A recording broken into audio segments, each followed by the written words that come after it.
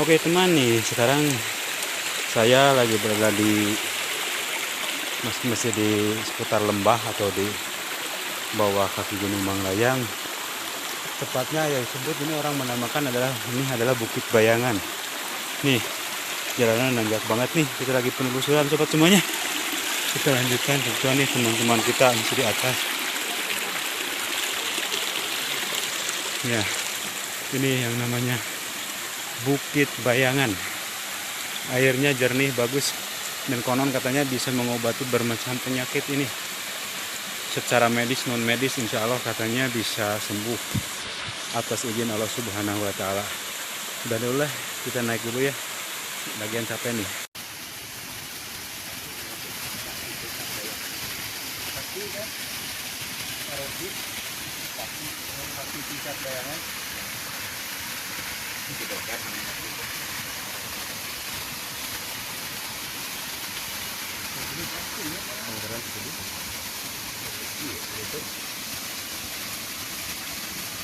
Siap. Assalamualaikum warahmatullahi taala wabarakatuh. Hamdan wa syukran lillah, amma ba'du. Sahabat-sahabat, sedulur semuanya dimanapun Anda berada, salam rahayu, salam keselamatan, salam sejahtera, dan juga sampurasun untuk semuanya. Kami, khususnya saya bersama Kang Yat, masih di Cikedogan. Dan ini tepatnya saya di puncak Bukit Bayangan. Nah, di sini kalau saya amati memang ini menurut pandangan saya atau perasaan saya, ini memang sangat-sangat kental ya, dengan energi yang positif. Yang mana energi tersebut ini bisa dikatakan untuk bisa merefreshkan alam pikir kita, ketenangan kita juga. Jikalau misalkan kita lagi gelisah atau lagi galau tuh, kalau misalkan kita kesini itu akan menjadi satu healing yang mana healing tersebut itu untuk pengobatan secara ilmiah, pengobatan jiwa, pengobatan rasa, pengobatan hati secara alami. Nah, dengan alam yang begitu indah ini dan alam yang begitu sejuk dan juga airnya ini benar-benar sangat bermanfaat.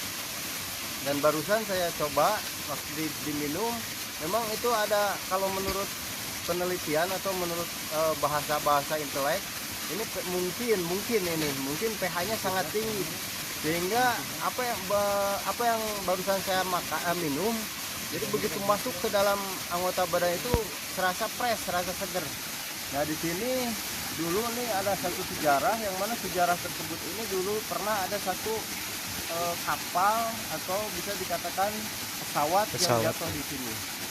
Nah, di sini kalau menurut bahasa atau cerita-cerita para tokoh dari daerah sini, memang ini ada satu magnet yang sangat besar sehingga bisa melumpuhkan alat atau misalkan barang-barang elektronik.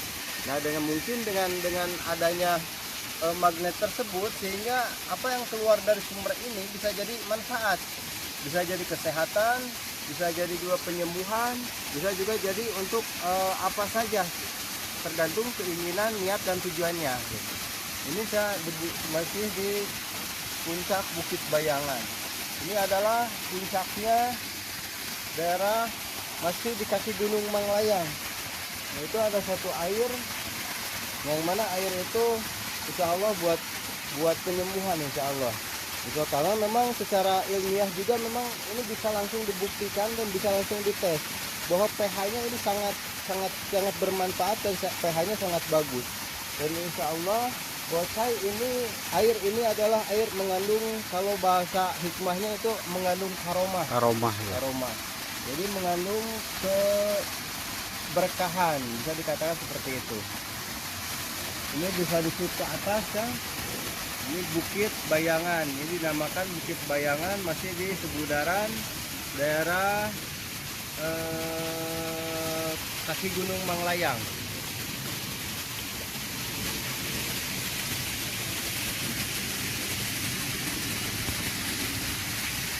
Kalau menurut sejarah ya kan ya, kalau sudah di sini dicas, tuh dicas di sini katanya bisa bisa bisa bisa ke apa? Bisa ke tempat-tempat yang lainnya juga. Karena memang ada jalur-jalurnya, ada jalur-jalurnya. Ini kami perjalanannya, waduh, masya Allah kan, sangat-sangat istimewa nih, sangat-sangat apa? Ekstrim. Sangat-sangat ekstrim karena memang ini kaki gunung, emang ini puncaknya, puncak. Makanya disebutnya puncak Bukit Bayangan. Ini puncaknya, puncak dari sebagian daerah timur ya. Iya, timur, daerah timur. Daerah timur. Kalau daerah itunya, daerah sananya ya itu tepatnya puncak yang kemarin saya bikin videonya, yang di atas Batu Kuda itu adalah sebelah barat. Sebetulnya ini gundukannya atau air terjunnya ada beberapa tahap. Ini sebetulnya di atas juga ada. Ada Masih ada.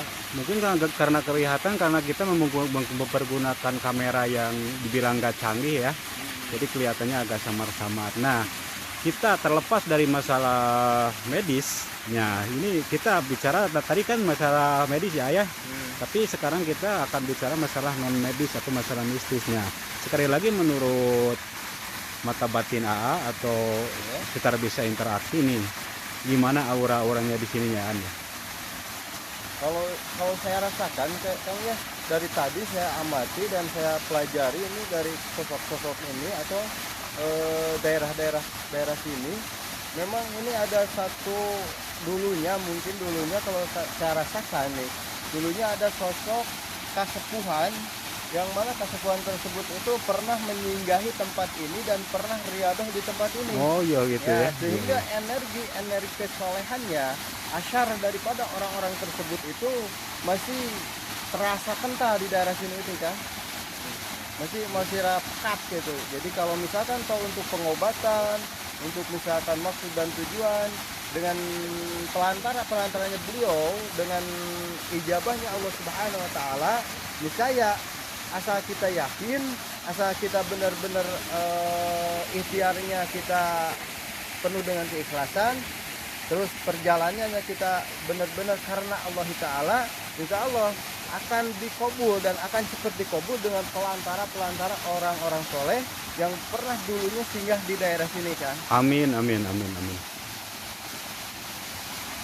Bisa juga gini direkomendasikan buat teman-teman para subscriber kita yang mau berniat baik mungkin ya, mau niat baik atau untuk mencari syariat buat pengobatan secara medis non medis, mungkin dengan wasilahnya kita berangkat atau pergi ke tempat ini, mudah-mudahan aja ya bisa terkabul apa yang diinginkan. Amin. Dan lagian Kak, sebetulnya kita ini kan tadi sengsara ya. Perjalanan kita sengsara, tapi alhamdulillah akhirnya sengsara membawa berkah karena kita tahu sejarah, mungkin dengan ketemu dengan saudara-saudara kita yang tanpa kita rencanakan atau tidak kita sengaja, alhamdulillah kita bisa bertemu dan bersilaturahim. Nama pengalaman dan juga nama wawasan. Tadi sudah berbincang sama saudara kita juga yang alhamdulillah dengan berkat kullu syai'in mustator kan. Bukan kebetulan sebenarnya. Tapi segala sesuatu itu kullu syai'in mustator. Jadi Allah yang sudah merencanakan dan Allah yang sudah mengumpulkan di satu tempat pada hari, waktu, jam, tanggal dan detik. Nah ini bukan, kalau bahasa saya nih, kalau menurut pandangan kacamata agama, ini bukan ada bahasa kebetulan, tapi semata-mata kita sudah ditakdirkan, ditentukan, diguratkan di dalam lauh mahfuz kita Allah Subhanahu wa taala bahwa kita itu dalam kurun tahun mana misalkan, atau jam mana, detik mana, bulan mana, hari mana, dan tempatnya di mana. Nah di sini yang dinamakan kullu syai'in mustator gitu kan. Jadi bukan bahasa kebetulan. Kalau bahasa kebetulan, ketika misalkan kita nanam cabai, otomatis keluarnya akan jadi tomat. Nah itu betul kebetulan. Nah kalau bahasa saya, jadi tidak ada bahasa kebetulan. Setiap kita hidup di dunia, jadi tidak ada bahasa kebetulan. Itu semata-mata kehendak, semata-mata dengan izinnya Allah Subhanahu wa taala gitu kan. Jadi kita Pak Yus lah patut mengucapkan terima kasih ya buat pengersa ini ya. Alhamdulillah dengan beliau sehingga saya pribadi dapat pengalaman yang lebih dalam dan lebih luas gitu, lebih luas. Dan alhamdulillah barusan kita tukar pengalaman. Wah, banyak sekali ilmu yang saya serap dari beliau itu dengan pengalamannya beliau, masya Allah, sampai tahu tentang sejarah, sampai tahu tentang peradaban, sampai tahu tentang, wah, masya Allah, kalau menurut saya, masya Allah, itu ajib sekali. Dan ini Kang, kalau menurut penelitian orang-orang pintar, ini bahasa Gunung Manglayang ini, kalau bahasa menurut penelitian ya, bahwa dulunya mungkin abad-abad berapa ratus ribu tahun ke belakang, ini dasar laut ya. Ini dasar laut. Nah, sehingga mungkin dengan perubahan iklim mungkin ya, dengan ratusan ribu tahun, sehingga berubah, jadilah dasar seperti ini gitu. Kalau menurut sejarah orang-orang pintar seperti itu. Dan ini juga mungkin dulunya ya seperti itu. Dulunya mungkin di zaman apalah, karena memang ini kalau saya amati dan saya barusan menyerap bahasa-bahasa dari saudara kami yang barusan saya mendengarkan, menyimak, ini bahasanya peradabannya ini peradaban sebelum daripada